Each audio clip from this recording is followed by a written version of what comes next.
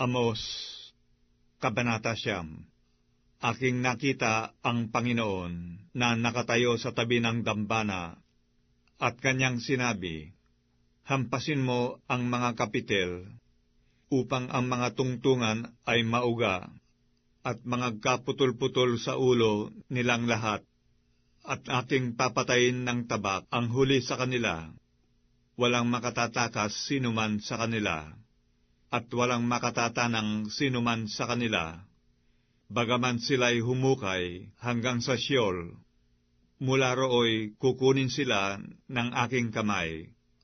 At bagaman sila'y sumampa hanggang sa langit, mula rooy ibababa ko sila. At bagaman sila'y magsipagtago sa taluktok ng Karmelo, aking hahanapin at kukunin sila mula roon.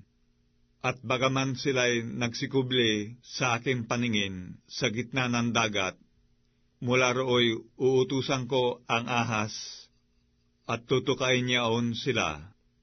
At bagaman sila'y magsipasok sa pagkabihag sa harap ng kanilang mga kaaway, mula roon ay aking uutusan ang tabak, at papatayin niyaon sila, at aking itititig ang aking mga mata sa kanila sa ikasasama at hindi sa ikabubuti, sapagkat ang Panginoon, ang Diyos ng mga hukbo, ay siyang humihipo ng lupain at natutunaw, at lahat na nagsisitahan doon ay magsisitangis, at babagong sama-sama na gaya ng ilog, at lulubog uli, na gaya ng ilog ng Ehipto.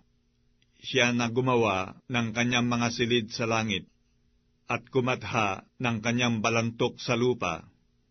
Siya na tumatawag ng tubig sa dagat, at ibinubugso sa ibabaw ng lupa.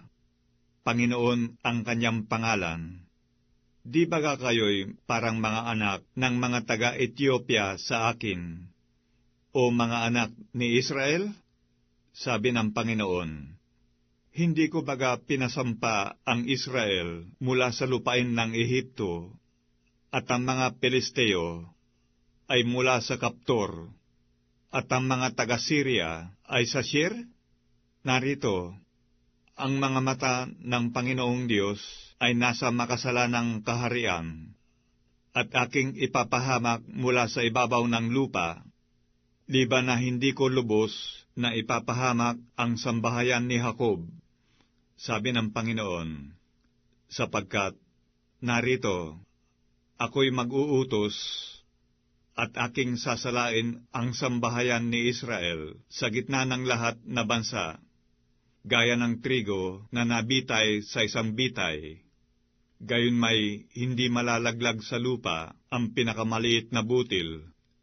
Lahat na makasalanan sa aking bayan ay mga mamatay sa pamamagitan ng tabak, na nangagsasabi, ang kasamaan ay hindi aabot sa atin o mauuna man sa atin. Sa araw na yaon ay ibabangon ko ang tabernakulo ni David na nabuwal, at tatapakan ko ang mga sira niyaon, at ibabangon ko ang mga guho niyaon, at aking itatayo na gaya ng mga araw ng una, upang kanilang ariin ang nalabi sa Edom, at ang lahat na bansa ng mga tinawag sa aking pangalan. Sabi ng Panginoon na gumawa nito, narito, ang mga kaarawan ay dumarating, sabi ng Panginoon, naaabutan ng mang-aararo ang mang-aani, at ng mamimisa ng ubas ang magtatanim ng binhi, at ang mga bundok ay papatak ng matamis na alak, at lahat na burol ay mga tutunaw. At aking uling ibabalik ang nangabihag sa aking bayang Israel, at kanilang itatayo ang mga wasak na bayan, at tatahanan nila, at sila'y mga uubasan, at magsisiinom ng alak niyaon. Magsisigawa rin sila ng mga halamanan, at magsisikain ng mga bunga ng mga yaon, at aking itatatag sila sa kanilang lupain, at hindi na sila mabubunot pa sa kanilang lupain na aking ibinigay sa kanila, sabi ng Panginoon mong Diyos.